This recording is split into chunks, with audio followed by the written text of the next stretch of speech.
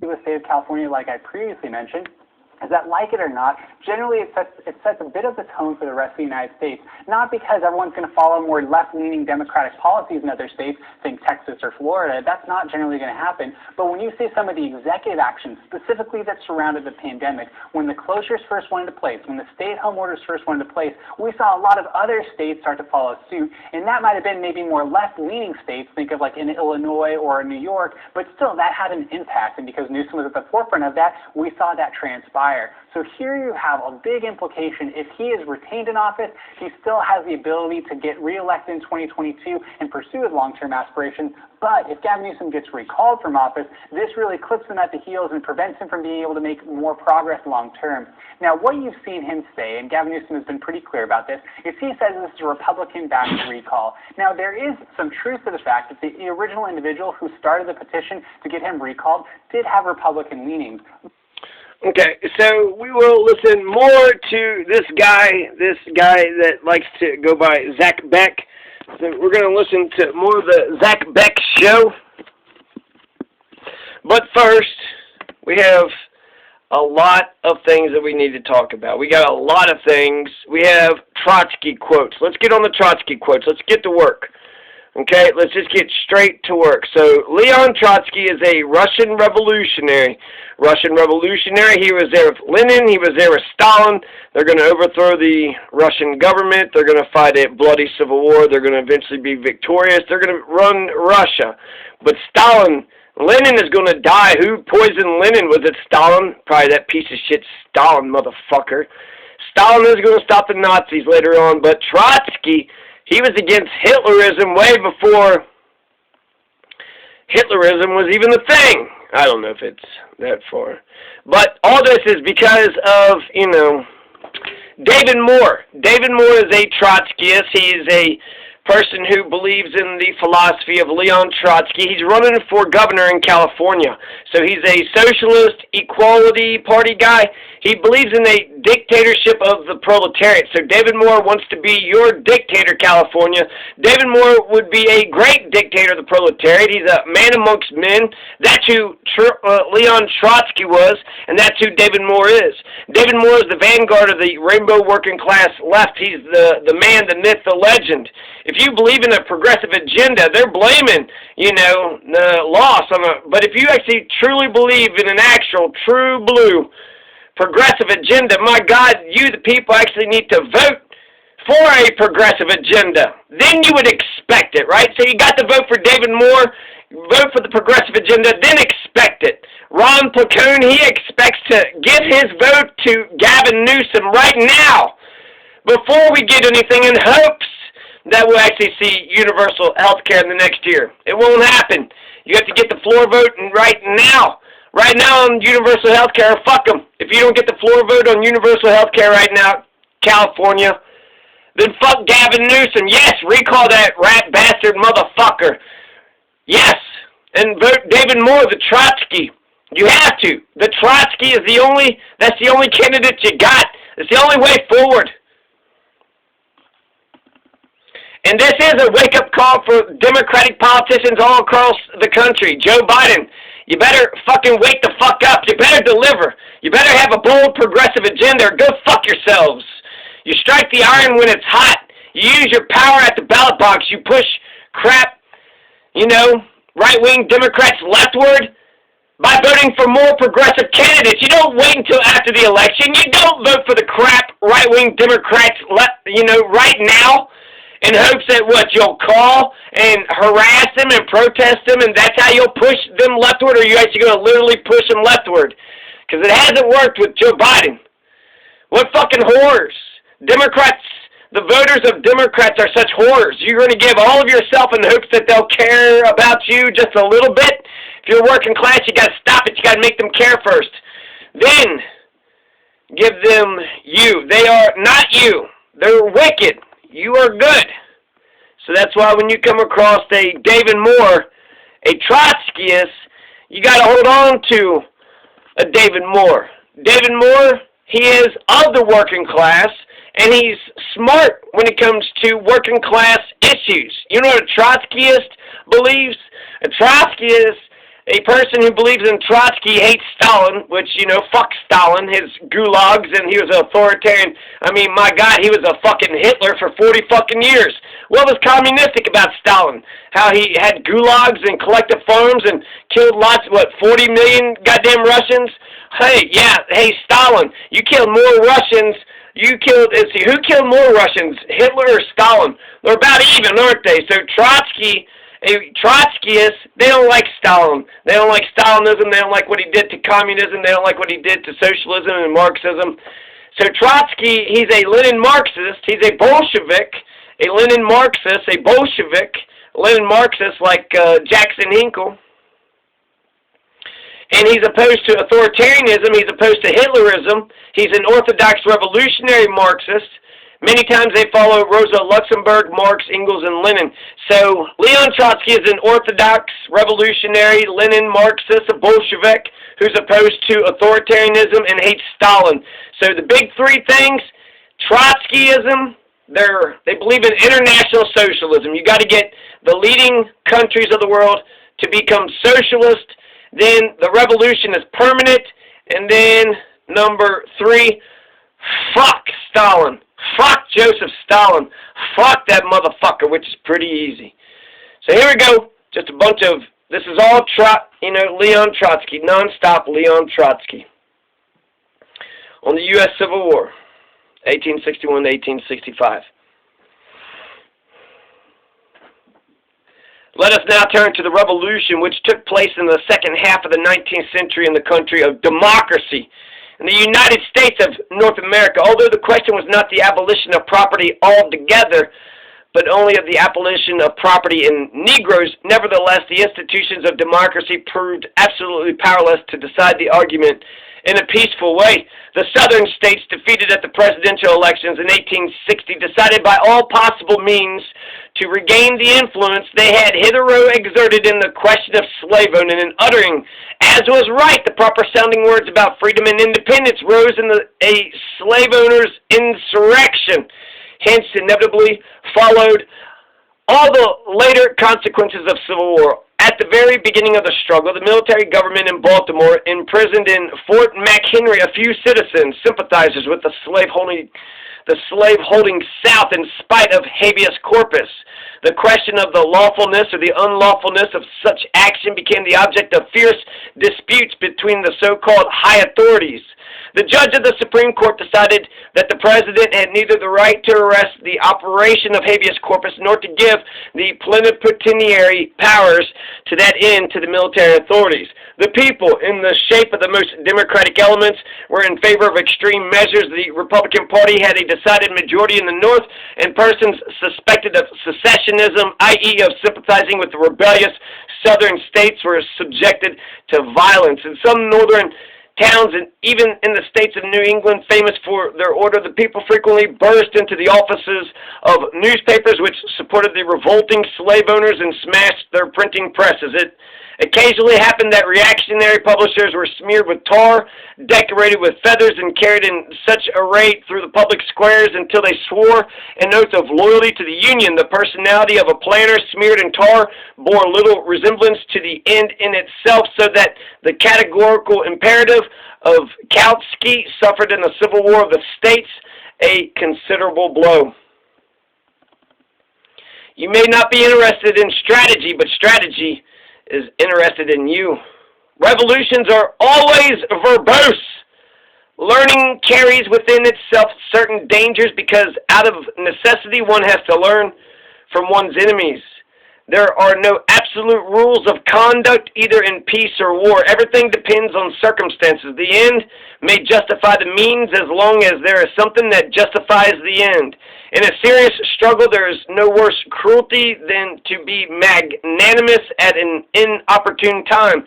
Insurrection is an art, and like all arts, has its own laws. Technique is noticed most markedly in the case of those who have not mastered it. You are pitiful, isolated individuals. You are bankrupts. Your role is played out. Go where you belong from now on, into the dustbin of history. Ideas that enter the mind under fire remain there securely and forever. In a serious struggle, there is no worse cruelty than to be magnanimous at an inopportune time. There is a limit to the application of democratic methods. You can inquire of all the passengers as to what type of car they like to ride in, but it is impossible to question them as to whether to apply the brakes when the train is at full speed and accident threatens.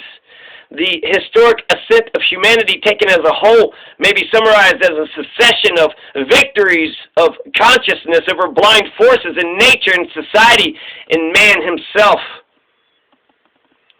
Let a man find himself in distinction from others on top of two wheels with a chain, at least in a poor country like Russia, and his vanity begins to swell out like his tires. In America, it takes an automobile to produce this effect. Trotsky's diary in exile. Old age is the most unexpected of all things that happen to a man. Life is not an easy matter. You cannot live through it without falling into frustration and cynicism unless you have before you a great idea which raises you above personal misery, above weakness, above all kinds of perfidy and baseness. You cannot live through without falling into frustration and cynicism unless you have before you a great idea which raises you above personal misery, above weakness, above all kinds of perfidy and baseness. The depth and strength of a human character are defined by its moral reserves. People reveal themselves completely only when they're thrown out of the customary conditions of their life, for only then do they fall back on their reserves. Stalinism and fascism, in spite of a deep difference in social foundations, are symmetrical phenomena. In many of their features, they show a deadly similarity. 1936, the revolution betrayed. Let's read that one again. That's Trotsky. He says, fascism and Stalinism, in spite of a deep difference in social foundations, are symmetrical phenomena. Fascism, Stalinism, they're both authoritarianism. Both are government, nation-state government ideologies. The tragedy of the Chinese Revolution in 1938, despite the unquestionable greatness of the Anglo-Saxon genius, it is impossible not to see that the laws of revolutions are least understood precisely in the Anglo-Saxon countries. Italian fascism was the immediate outgrowth of the betrayal by the reformists of the uprising of the Italian proletariat. From the time the First World War ended, there was an upward trend in the revolutionary movement in Italy, and in September 1920, it resulted in the seizure of factories and industries by the workers. The dictatorship of the proletariat was an actual fact. All that was lacking was to organize it and draw from it all the necessary conclusions. The social democracy took fright and sprang back after its bold and heroic exertions. The proletariat was left facing the void. The disruption of the revolutionary movement became the most important factor in the growth of fascism. In September, the revolutionary advance came to a standstill. In November, already witnessed the first major demonstration of the fascist, i.e. the seizure of Bologna, the seizure of Bologna, the seizure of Bologna. In order that the social crisis may bring about the proletarian revolution, it is necessary that, besides other conditions, a decisive shift of the petty bourgeoisie classes occurs in the direction of the proletariat. This group gives the proletariat a chance to put itself at the head of the nation as its leader. In case of actual danger, the social democracy banks not on the Iron Front, but on the Prussian police. It is reckoning without its host. The fact that the police was originally recruited in large numbers from among social democratic workers is absolutely meaningless. Consciousness is determined by environment even in this instance. The worker who becomes a policeman in the service of the capitalist state is a bourgeoisie cop, not a worker. Of late years, these policemen have had to do much more fighting with revolutionary workers than with Nazi students. Such training does not fail to leave its effects, and above all, every policeman knows that though governments may change, the police remain. The economically powerful big bourgeoisie in itself represents an infinitesimal infinitesimal minority of the nation. To enforce its domination, it must ensure a definite mutual relationship with the petty bourgeoisie and through its meditation with the proletariat. Trotskyism is anti-Hitlerism. So David Moore, what does he believe? He wants higher taxes on the ultra-rich, right? What does it mean to be a Trotskyist? Oh, he's a Bolshevik, huh? Oh, okay. He's a Marxist-Leninist. Well, that's shit. That explains it. What does that mean? What kind of governor will he be? He will have higher taxes on the ultra-rich. He's going to have a massive redistribution of wealth.